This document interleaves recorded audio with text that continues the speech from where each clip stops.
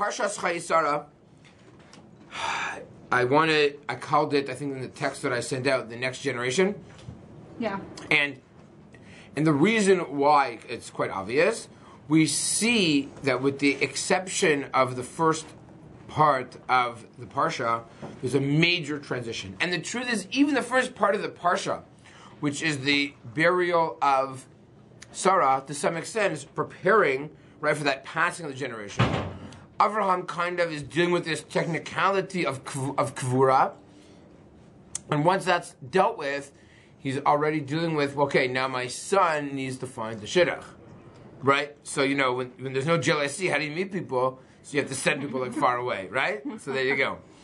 Thank you all for laughing. I appreciate that. Now, what I want to do is we're going to see a couple of really, really nice themes and ideas that are going to play out that I want to highlight. And there's a few, I would say, sub-themes that maybe fit with this larger theme that we're going to encounter as well. So the first thing that I want to point out is how amazing the Torah is at showing us names. Take a look in source number 1. First of all, if you were to ask many students who have a serious Jewish day school background, and you were to ask them, who did Avraham send all the way to Mesopotamia to find a wife? Who did he? Eliezer. But it's not mentioned anywhere in the Psukim.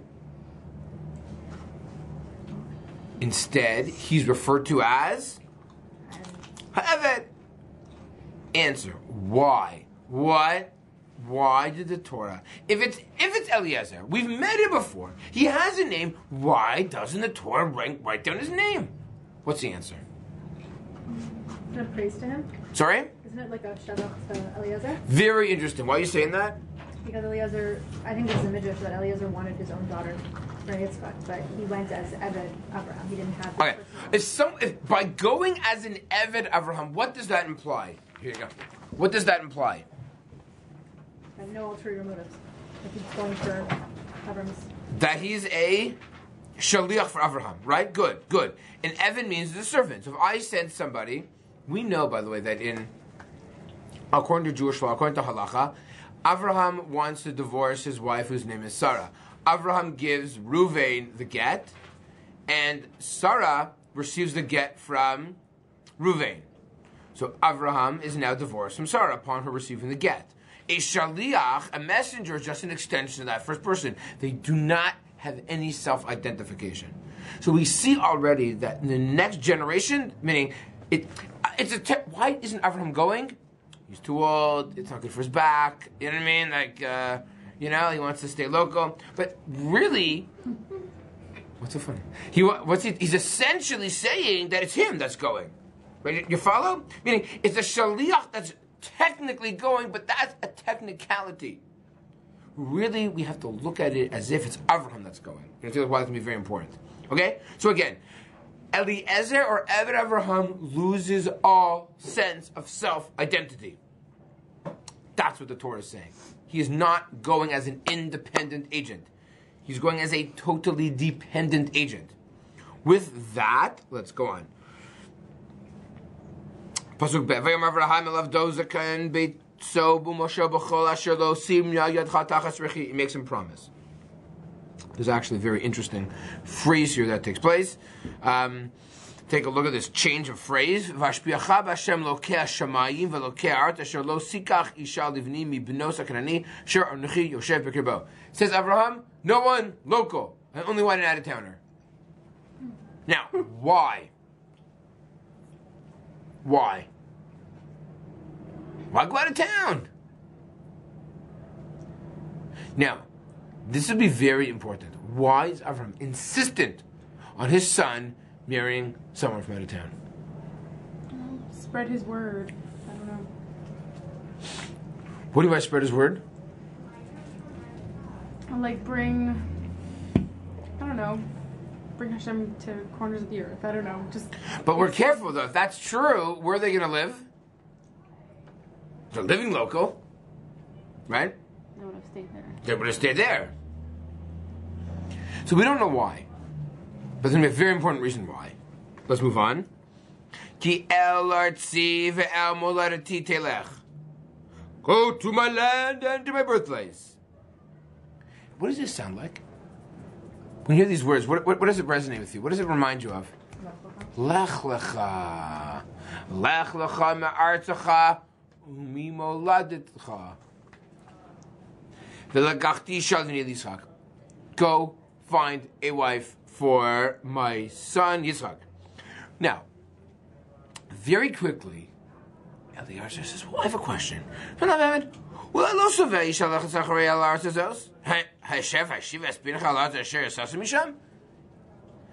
what about she says, I don't travel.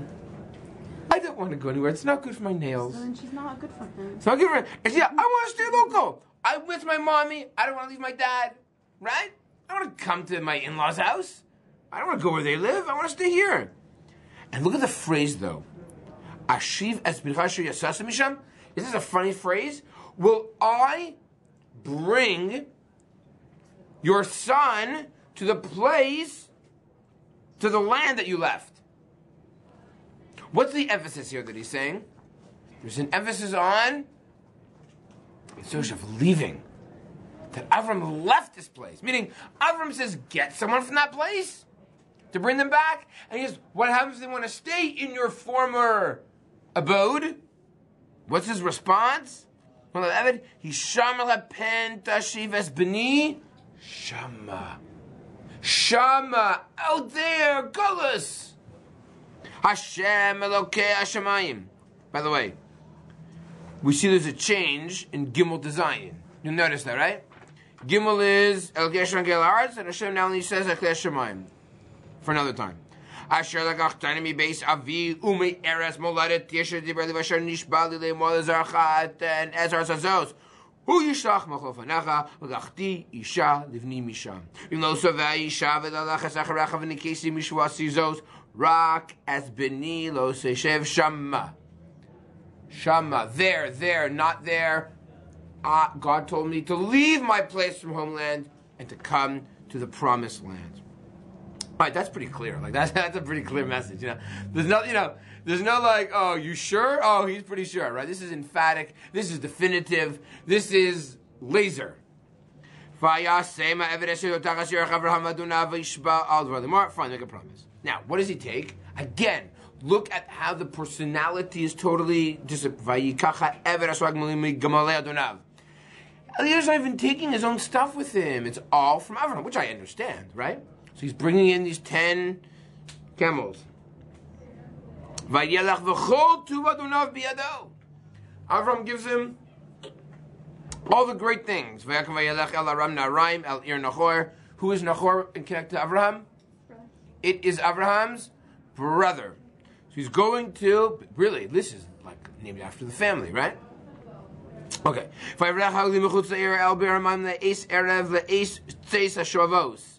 So they arrive. Vayavrech is actually a fun word. Vayavrech means to. You know what Vayavrech means? To run away? No, that's with the chet. No, it's with the chet. Yeah. What's bracha? It's blessing. Okay, so what are you talking about blessing? What, you bless the... what is it, Birkat HaGmalim? Like, what is this exactly? So this is where you need to understand how Hebrew is a beautiful language. This is an aside comment right now. This is brackets, ladies. How do you say knees in Hebrew? How do you say blessing? It's the same word, right? And you'll notice they're all double. How do you spell berach? Beis is 2. Reish is 200. And chav is 20. It's all the doubles, right? This is pretty neat. So, a bracha and berchaim are actually the same words. How? How is it that knees and blessing are the same? So, what do knees allow you to do? Bend, move. If you didn't have knees, it'd be really awkward, right? Like, like when you draw stick figures, right? Well, I guess if you're good, you actually put knees on them. But I never did that. I don't know how to do that. It's like too artistic for me. So, knees expand your movement. They give you an ability to give you a sense of if your knees are hurting you, you can't walk. You have to go up the stairs. Right? You couldn't go up the stairs without bending your knees. That'd be really difficult. So So a bracha is the same idea. It's expansive. A blessing is a bracha of children. Is you have more, you have a little bit of children, more children, money, health. It means expansion, increase of. So the same idea, increase. That's why it's doubled, right? 220, and that's why knees give you an expansive sense of reach. So what did Avram do with these camels? What did Eliezer do with these camels? He got them to go down on their knees. That was the position they went down into in order to rest. It's very simple. It's not a very spiritual word at all. But the root word is a very important word. Okay, so he got them to kneel. That's what it means. Which is, I guess, if you're a camel guy, you knew that, but you're not camel people because you live in the city, so you've probably never experienced that before. It's okay. Neither have I. So again, we got opportunity to talk about a really neat word in Hebrew. Fine.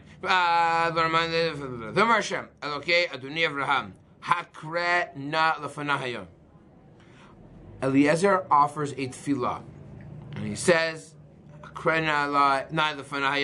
have this work out, make a chesed im Adoni Avraham, and perform an act of chesed for my master Avraham. In those days, the women's liberal movement was very strong. Women went to the well, they did all the schlepping. I don't know what the men did exactly, but anyways, that's what the women were doing in those days. Take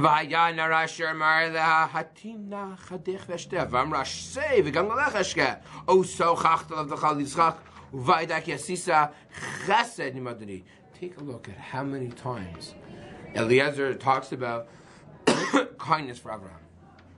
And what will be the hallmark? What will be the sign that she truly is the right one? From her behavior, from her chesed that she would demonstrate. And this is amazing.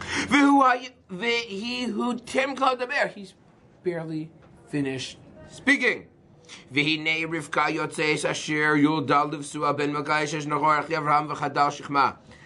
And the narrator, the Torah tells us, and what's amazing, not only did Eliezer just finish speaking, but she is from the family. It's like coincidence beyond belief. And not only that, Narat Tovas Mareh Me'od Psula Vishlo Yada'ava Tered Aina Vatmalacha Davata. Vayarat Ha'eved Likrasa. Comes along the Eliezer and he sprints towards her. And what does he say? Hagminina Me'at Ma'im Mikadech. I just would like a little bit of Wasser from your jug. Vatomer Shei Adoni Vatmeher Vatored Chada Al Yada Tashkeo.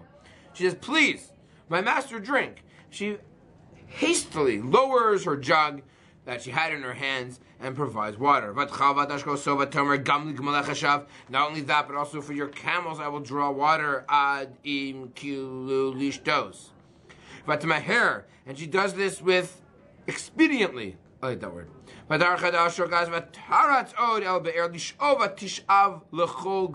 many camels were there, ladies? 10. Wow. This is unbelievable. Let's do some math. How much water can a camel drink? Mm-hmm. What's so funny? A lot. It's not like gallons. Doesn't depend how many humps they I have. have no idea. Look it up online. The answer Actually, is urban myth. Oh, really? That the humps hold water? They don't. A camel can drink, an Arabian camel can drink, according to Encyclopedia Britannica, 190 liters of water. No. 190 liters. Where does it go? There's a lot of water bottles. Wait a second. That can't be. No, 19 liters. So 10 would be 190. Yeah, that's impossible. Yeah, sorry. Sorry, that doesn't make sense. 190 liters is crazy. So Like if you take... 2 liters. Right, so if you take those big jugs, I don't know what they're really called. Those big water cooler, water things, plug lugs, what are they called, right?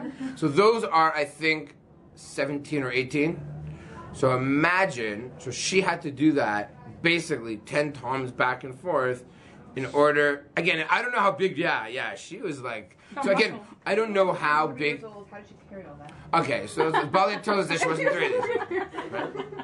We can barely do that now. I'm like dog years on them. They're more advanced than you.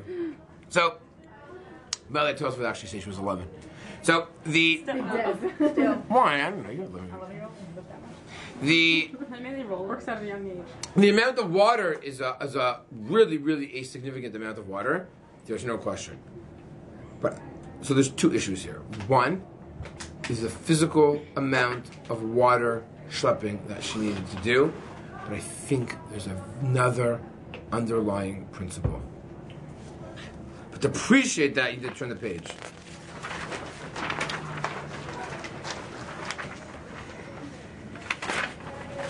Uh-oh. I should always check before I... Alright, it's not here. Instead, I'm going to read it to you. I thought I included it. No. I'm laughing like that's a little But did It is out already. I'm going to read to you. I'm going to read to you from last week's parsha. 1 second. What does it say in last week's parsha? When Abraham was preparing for his guests, the Torah tells us what was Abraham's behavior. Yeah.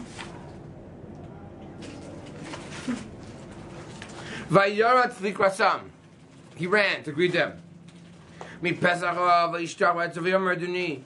Ad vayomer Adonai im na masas chebenecha al nasavar mavdecha. Guys, don't continue on your way. Stick around. Yukach na me'at mayim. Just take a little bit of water. V'rachatzu raglechem. What does Eliezer say? Just give me a little bit of water. When the Torah describes Avram's behavior, it says, "V'yamahir Avraham ohela." Avraham sprints, hustles. Ve'ela bakar rats Avraham. We see that the Torah is using similar language, the same way that Avraham performed an act of chesed for the three strangers, these three people, these three travelers. So too, Rivka does the exact same thing. Eliezer, who says, "Please perform a chesed for my master," his wish comes to fruition. And now Rivka, using the exact same words, exact same excitement, exact same zeal, with haste, also draws water for a complete stranger. And doesn't do it by shuffling around. Vayimahir, vayarat, same verbs that were used for Abraham. Next generation, thumbs up so far. Okay, good. Next. I have a question. Yes. How do we know that she actually got 19 liters for each camel? What if she only got a little bit? It's like a liter to... Oh, you know why? That's a great question. What does the Torah tell us? Fatish'av l'chol gmalav.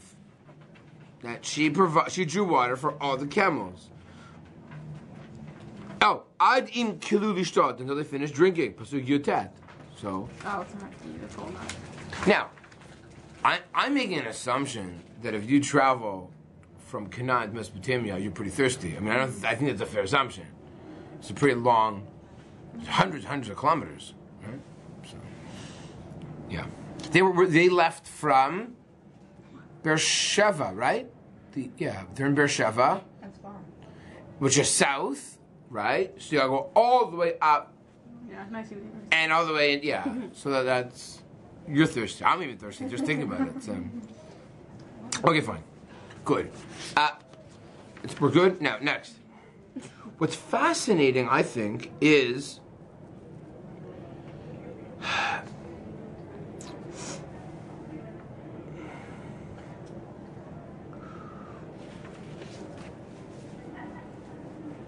where's she from? She comes from the same place that Avram and Sarah are from. Maybe one could argue, do you know why Avram is so insistent on ensuring that Rivka came from Mesopotamia? Maybe it's because not only does she need to have the same midot, but she has to have the same birth certificate. Meaning, take a look at this for a second. Here comes Rivka. She's going to be coming from the exact same place that both Avram and Sarah came from. The same family that they both came from. It appears that it is of paramount importance that this next generation, Rivka, comes from the same stock has the same Abrahamic experience, Saraic experience, I don't know, it doesn't sound as good, right? As her father and, well, her in-laws, I guess, in this case. Yeah, she had her own lech lecha. Right? Oh, very good. We're going to see that right now. Okay? Let's go towards the end of the story. Very good. But actually, no, don't flip through the pages. Take a look at, I'll tell you what, I want to continue reading through the story. Where was I? Chafalef. Va'ish mishta'ela. So now all of a sudden we've transformed. Eliezer no longer is an Eved. He's now an Ish. Why? Because here, people argue, he's taking on the personality of an Ish. Who is that personality? Probably Yitzchak. Right? He's probably, you'll see now, he almost morphs into almost like a Yitzchak's personality. Right? Anyways. He's like, whoa, my God, he's shocked, right? Is God set them on the path of success? And he takes the Nezim Zahav, he takes like the jewelry, right? He turns to her and says, who are you? And she says, this is who I am. And she says, I jumped the Chafei. Come Tevin, come Ishpo, Ravi Manu, come Makom, Lalun, come. Slipayas. And what does she do? She offers hospitality. What did Avram do to the Orchim? Offered hospitality. We go to Ish Vishtachul Hashem. What did he say? V'yomer Baruch Hashem. He spent the year in yeshiva, Eliezer. So you know how to say Baruch Hashem. Elokei Adonai Avraham Asher Lo Azav Chazdo. We see that here's the theme. God did not abandon Avram with his kindness. By the way, at one of the sub-themes throughout Tanakh is that if you provide kindness to someone, there's a ricochet effect of chesed. You perform kindness to somebody just because, in the end, you don't even realize what effect kindness that has. The example of last week's parsha, Avram just sees these three strangers. You guys want something to eat? And what happens? Oh my goodness, he's always having a child. That's like a good day. You know what I mean? Right? You know, it's like you spend $1 and you win the lottery, right? You know? A 100% true story. True story. At around 10:30 in the morning, my wife calls me sheepishly, saying that when she turned out of the shul parking lot at the bayit, you know that shul has those gates, right? So she didn't cut the corners so well and kind of used the side pole of the gate as a can opener on our car. So kind of like, you know, peeled the back a little bit. So, okay. So I took it to a mechanic. We had this guy, everyone has a guy, right? I took the guy, right? The guy who's like not Jewish, but he services Jews. He knows like everything about like Jews, right? And he says, okay, that's going to be, $500, which is a fairly good deal. I'm like, okay, whatever, it's the way it goes. You know, you can't. I'm like, I'm not doing it, so I don't have a choice. 3 hours later, I get a phone call from Or Chaim Ropan. Every year have like a raffle. I won the early bird raffle, $500. Oh my God, that's 3 hours later. Wow. just like good. cash. Congrats. Yeah, guys, it was like That's great. I'm like, I didn't win. The mechanic just won the lottery. Yeah. So there you go. 3 hours later. That's pretty amazing. Yeah. Nice. So there you go. I guess. That's pretty cool. But then I turned to God and I said, yeah, but what about my time that I lost? I should have. We'd have to like schlep there and back, and the gas. I should have made like $600. No, I just kidding. Anyway. So, anyways, that was a good. That was a good story. Actually, about 8 years ago, my brother-in-law won the grand prize for $10,000. He won it with a friend of his, split it. Wow. So there you go. Yeah, with a chance to save family, 2 people. Anyways, okay, fine. Let's go on. So, and my wife. Oh, that's the whole point. My wife went to the shul to help out with a program at the shul. She went to the shul for like a chesed thing, right? So you go to the shul to do chesed, and you get your car. So that was forgot that part. That was pretty important. Okay. So, okay, let's go on. Where am I? Fine. How she offered chesed. Oh, you didn't bet, fine. And look what she does. Even to see her family's home, she runs. Chazal were not impressed with Lavan's running, right? They felt that he had ulterior motives in his sprinting.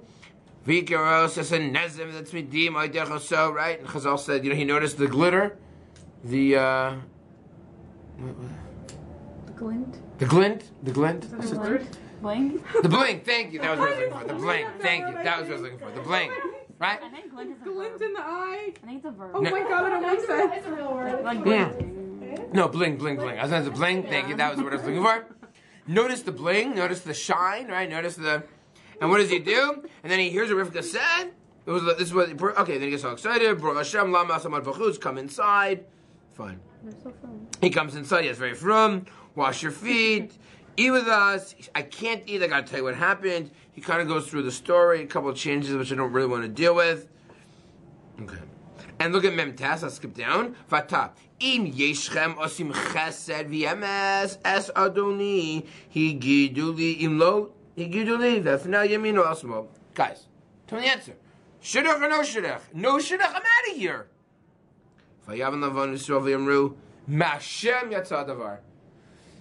This is too crazy of a story. Chesed, and davening, and your wish. We can't speak Ra'atov, which, by the way, is a very strange expression, right? We can't speak Ra'atov. You just said Mashem Yasad Davar, and we can't say Ra'atov. So, the Rishon are very bothered by this phrase, but I won't get into it right now. But it's a great question. Hinei Rivka Fanecha Kach. Valech was he isha levein adonecha shedi b'shem. Take her, done deal. V'ikasher Shemai v'Avraham. He's so excited, he bows down, brings out some presents, stays until the morning. Turn the page. Here we go. No. Yom achicha v'ima tesheva nara itanu yamimu masor achar telech. So love us, maybe Rivka should like the last little bit at home before she goes back with you. Let her stick around for a little bit. So most people understand Yamim Asor cannot be. How would you translate Yamim or days? What's Asor? 10. So what do you mean 10? So probably it means months. Right? That makes a lot more sense. Otherwise, let's face it, aren't days like 10 days? That's a very strange expression. For most people, it sounds to mean, maybe let her, before she goes back, it's like a long trip. We have to throw her a shower, or we have to throw her a goodbye party, we have to throw her whatever. She can't go back now. Well, she has to stick around for at least days, if not months. Let her go. Remember that? Al tachrosi. No way, no delay. Hashem itzleach darki shalchuni. Send me. Oh, let's actually ask her. She has a voice, right? That's a good one. Let's ask her what she says.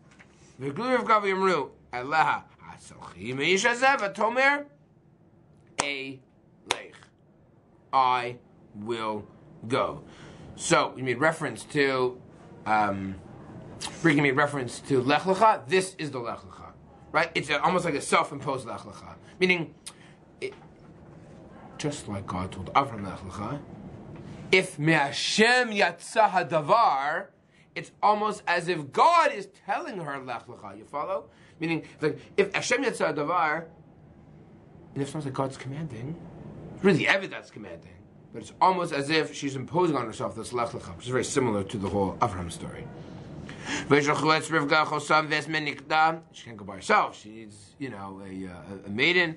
That's Eved, Avraham, Esonashav, and the whole entourage, and they go back. And they give out a brocha. V'yamru la achoseinu at hayyi lafei revava. That's why there's a minhag. And you know this minhag? This is the bracha that one gives her daughter the day of her wedding, right? At hayyi lafei revava v'yirash zarech es shar sonav. Wow. Who else received a bracha upon their departure? Morocco? Did I make that? The Midrash does say that. So what does the Torah tell us? Abraham. Abraham. What's the pasuk? The Akedah, he had like a very similar. Oh, that is true. The end of the Akedah. But even Le'elchem Artzacha, v'heyei bracha, mivarachecha baruch, umgelecha avnivrechuvacha kol mishpachos adama. So the bracha that Avraham receives is that may he also be a blessing, a bracha. And now what does she receive? And V'yirah Zarech Es Shar Sonav is actually very similar to the bracha that Avraham received after the Akedah. So there's no question the Torah is making references to the splicing of these two brachot that Avraham also received. Fine. So,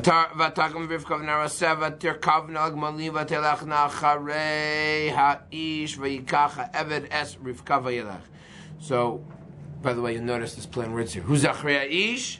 V'yikacha Eved. Now Chazal say, who's the Ish? The Ish is really Yitzchak. Okay. It says,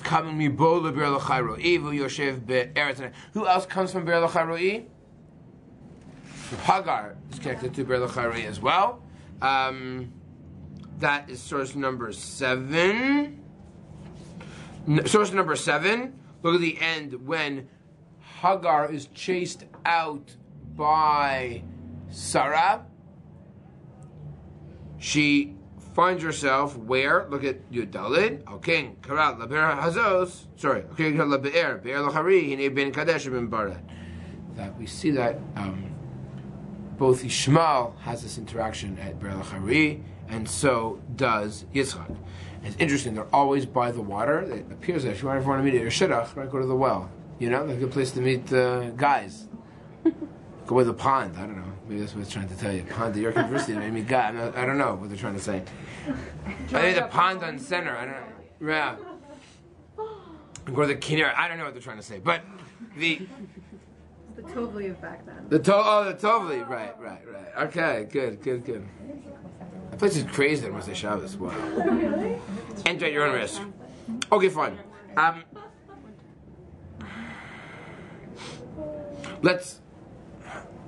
Let's bring to some summary until we move on to the next part. What I wanted to demonstrate was that we see that Rivka in this next generation might be the next generation, but she has a lot of similarities to that first generation. In terms of her departure, in terms of her lech lecha, in terms of the bracha, she comes from the exact same location. Chesed, the way she does it with running and she does it with speedily, there's a lot of parallels between the two. Okay. Now, what time?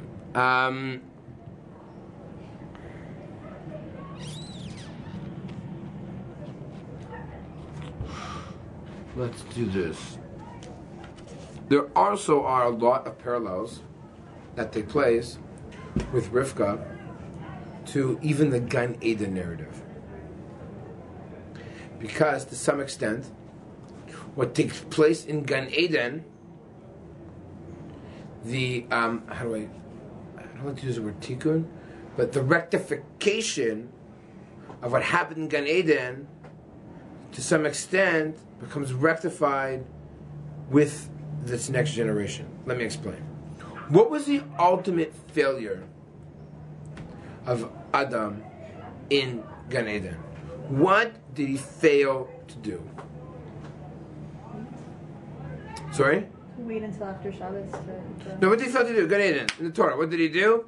He was told to do something, and he didn't. To not eat it, and then he ate it. Right, that's simple. Nothing did. Hashem told him, don't eat Meitzadat Tovara, and he ate Meitzadat. He didn't listen to Kol Hashem. Why didn't he do it? Was it that? Bereshis, and we lost Bereshis this year because it was connected to Chilas Torah. It's been 2 years now. I haven't done a proper shir on Bereshis. Okay, maybe next year. So,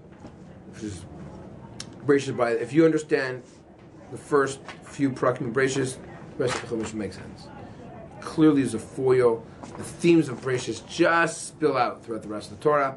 As I've said many times, there's only 3 or 4 major themes in the entire Torah. They all play out every single parsha in different ways. It's a fun game to play. But the themes are very similar. The ideas are very similar.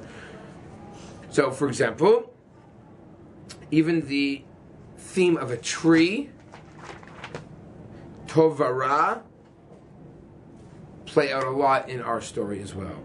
By the very fact that everyone recognizes Me Hashem Yatsa Hadavar, they recognize that this is coming from God.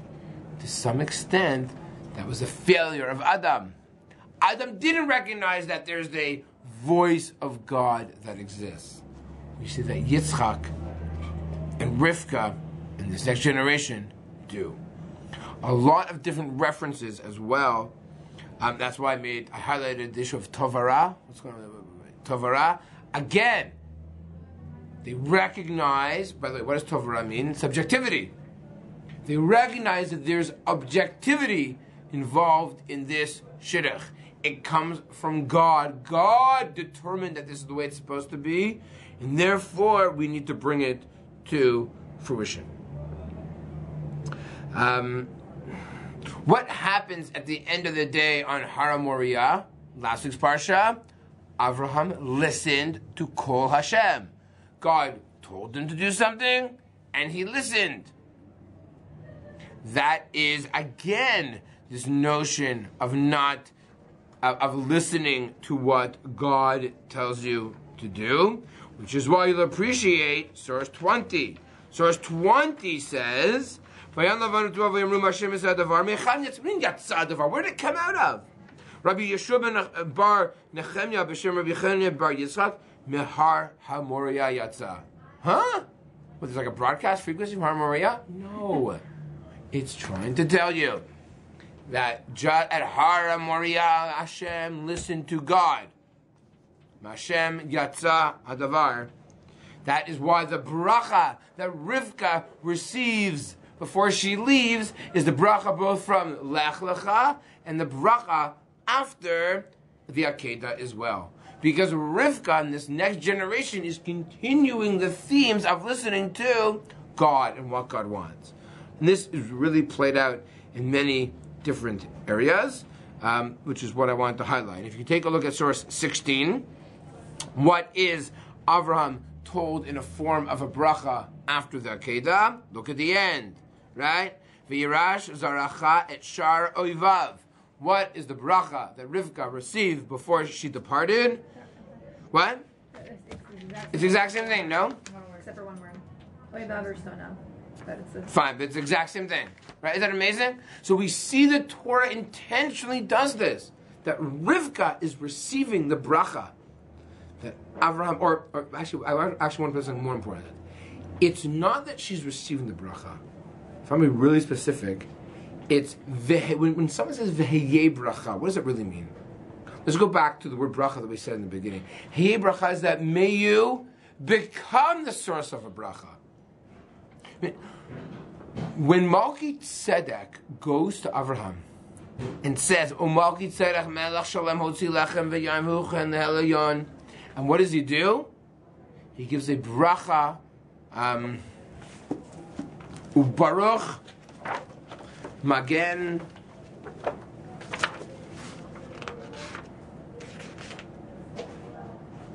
v'varchehu huchen helayon.